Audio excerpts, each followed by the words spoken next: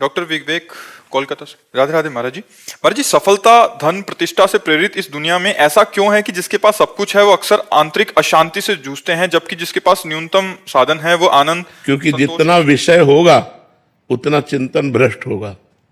जितना विषय बढ़ेगा, भ्रष्ट माने उतना गिरना, जितना आपके पास सुविधा भोगी मन होगा उतने में अध्यात्म से गिरेगा, और जितना त्यागी मन होगा उतने अध्यात्म की तरफ बढ़ेगा।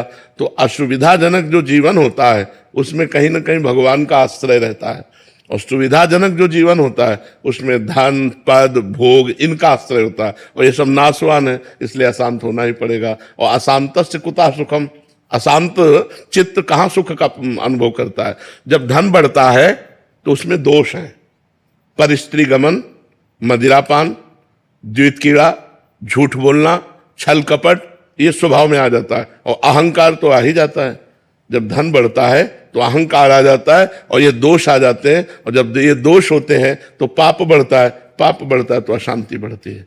तो अशांतस्य कुतः सुखम, जो अशांत है वो कहाँ से, त्यागात् शांति अनंतरम, जो त्याग परायण है उसको शांति का अनुभव होता है, जो भोग परायण है वो अशांति का अनुभव करेगा ही करेगा, क्योंकि मन कभी शांत नहीं होता भोगों से, मन भोगों के त्याग से शांत होता है। और हमें चाहिए शांति, और हम भोग भोगने में देखो कैसा चालबाज मन है, अपने धर्म से युक्त पत्नी की तरफ तो वो दूसरे की तरफ दिखाता है कि अगर ये हम भोग लें, ये भोग लें, ये भोग लें तो हम सुखी हो जाएंगे। और जहां मनुष्य अपने धर्म की रेखा को पार किया, बस वही अशांत, दुख, चिंता, शोक, भय ये उसे घेर लेते हैं। अब वो इतनी कामना से प्रबल हो जाता है कि इसमें नहीं, इसमें, इसमें नहीं, इसमें, पूरा जीवन व्यतीत हो जाता है, वो कभी शांति को प्राप्त नहीं होता। और जिसने धर्म की रेखा के अंतर्गत होकर भोगों का सेवन किया उसका मन शांत होता चला जाता है, क्योंकि भोगों में सुख है नहीं, एक दिन उसे घृणा हो जाएगी, उसे वैराग्य हो जाएगा यार।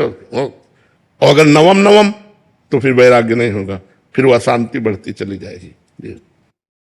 प्रिंस कुमार जी ये पूछ रहे हैं कि महाराज जी, आप कहते हैं कि सफलता भगवत प्राप्ति है, असली सफलता, पर दुनिया बाहरी जिसके पास ज्यादा पैसा है उसे ही सफल मानती है। महाराज जी क्या सफल है, मैं बताओ क्या सफल है, क्या सफल है?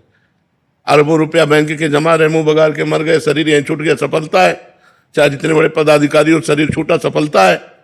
परिणाम में सफलता मानी जाए जिसे, उसे सफलता कहते हैं। तो परिणाम में बताओ क्या सफलता है धनी पुरुष की? महाराज जैसे बाहरी दुनिया हो तो इज्जत जैसे देखते हैं, मैं तो बाहरी दुनिया तो माया, माया सफलता है कि भगवान सफलता है? मैं तो देखता हूँ आपको तो भगवान ही सफलता है। हाँ, अंतर का हृदय शीतल है तो बच्चा सफलता ही सफलता है, और अंदर हृदय शांति को प्राप्त नहीं। जैसा इन्होंने भैया ने प्रश्न किया कि सब भोग है लेकिन अशांत है, सही प्रश्न किया। अगर परमात्मा ज्ञान नहीं है, परमात्मा से प्रेम नहीं है, नाम जप नहीं है, धर्म नहीं है, तो वो कोई भी हो कभी भी सुखी नहीं रह सकता।